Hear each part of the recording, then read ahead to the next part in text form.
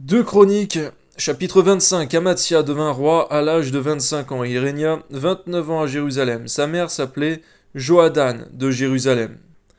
Il fit ce qui est droit aux yeux de l'Éternel, alléluia, mais avec un cœur qui n'était pas entièrement dévoué. Lorsque la royauté fut affermie entre ses mains, il fit périr ses serviteurs qui avaient tué le roi son père. Mais il ne fit pas mourir leur fils, car il agit selon ce qui est écrit dans la loi, dans le livre de Moïse, où l'Éternel donne ce commandement. On ne fera point mourir les pères pour les enfants, et on ne fera point mourir les enfants pour les pères, mais on fera mourir chacun pour son péché. Merci Seigneur mon Dieu. Voilà un roi, Seigneur, qui observait ta parole. Amen. Amathia rassembla les hommes de Juda et les plaça d'après les maisons paternelles, les chefs de milliers, les chefs de centaines, pour tout Juda et Benjamin. Il en fit le dénombrement depuis l'âge de 20 ans et au-dessus, et il trouva 300 000 hommes d'élite, en état de porter les armes, maniant la lance et le bouclier. Il prit encore à sa solde dans Israël 120 000 vaillants hommes pour 100 talents d'argent. Un homme de Dieu vint auprès de lui et dit « Ô roi, qu'une armée d'Israël ne marche point avec toi, car l'Éternel n'est pas avec Israël, avec tous ses fils d'Éphraïm. Car si tu vas avec eux, quand même tu ferais au combat des actes de vaillance, Dieu te fera tomber devant l'ennemi, car Dieu a le pouvoir d'aider et de faire tomber. Merci Seigneur pour la foi de cet homme. Amen. » Amathia dit à l'homme de Dieu, « Et comment agir à l'égard des 100 talents que j'ai donnés à la troupe d'Israël ?» L'homme de Dieu répondit, « L'Éternel peut te donner bien plus que cela. » Alors Amathia sépara la troupe qui lui était venue d'Éphraïm, afin que ces gens retournassent chez eux. Mais ils furent très irrités contre Juda, et ils s'en allèrent chez eux avec une ardente colère. Amathia prit courage et conduisit son peuple. Il alla dans la vallée du sel, et il bâtit 10 000 hommes des fils de Séhir, et les fils de Juda en saisirent 10 000 vivants, qu'ils menèrent au sommet d'un rocher, d'où ils les précipitèrent, et tous furent écrasés. Cependant, les gens de la troupe qu'Amathia avait renvoyés pour qu'ils n'allassent pas la guerre avec lui firent une invasion dans les villes de Juda depuis Samarie jusqu'à Béthoron.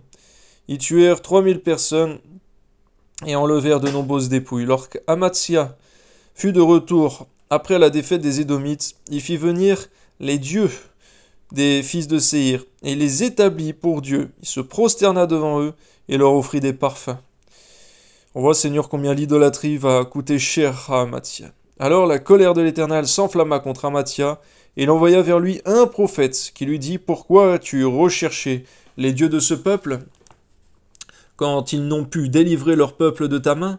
Comme il parlait, Amathia lui dit « Est-ce que nous t'avons fait conseiller du roi? Retire-toi. Pourquoi veux-tu qu'on te frappe ?» Le prophète se retira en disant « Je sais que Dieu a résolu de te détruire parce que tu as fait cela et que tu n'as pas écouté mon conseil. » Après s'être consulté, Amathia, roi de Juda, envoya dire à Joas, fils de Joachaz, fils de Jéhu, roi d'Israël, « Viens, voyons-nous en face. » Et Joas, roi d'Israël, fit dire à Amathia, roi de Juda, « L'épine du Liban envoya dire au cèdre du Liban, « Donne ta fille pour femme à mon fils. » Et les bêtes sauvages qui sont au Liban passèrent et foulèrent l'épine. Tu as battu les Édomites, penses-tu, et ton cœur s'élève pour te glorifier. Reste maintenant chez toi. Pourquoi t'engager dans une malheureuse entreprise qui amènerait ta ruine et celle de Juda? Mais Amathia ne l'écouta pas, car Dieu avait résolu de les livrer entre les mains de l'ennemi, parce qu'ils avaient recherché les dieux d'Édom. Et Joas, roi d'Israël, monta, et ils se virent en face, lui et Amathia, roi de Juda, à Beth-Shemesh, qui est Juda. Juda fut battu par Israël, et chacun s'enfuit dans sa tente. Joas, roi d'Israël, prit à Beth-Shemesh Amathia, roi de Juda, fils de Joas, fils de Joachaz. Il l'emmena à Jérusalem et fit une brèche de 400 coudées dans la muraille de Jérusalem, depuis la porte d'Éphraïm jusqu'à la porte de l'angle. Il prit tout l'or et l'argent et tous les vases qui se trouvaient dans la maison de Dieu, chez Obed-Édom, et les trésors de la maison du roi. Il prit aussi des otages, et il retourna à Samarie. Amathia, fils de Joas, roi de Juda, vécut 15 ans après la mort de Joas, fils de Joachaz, roi d'Israël. Le reste des actions d'Amathia, les premières et les dernières, cela n'est-il pas écrit dans le livre des rois de Juda et d'Israël? Depuis qu'Amathia se fut détourné de l'Éternel, il se forma contre lui une conspiration à Jérusalem, et il s'enfuit à Lachis. Mais on le poursuivit à Lachis, où on le fit mourir. On le transporta sur des chevaux et on l'enterra avec ses pères dans la ville de Juda. Amen. Gloire à Dieu.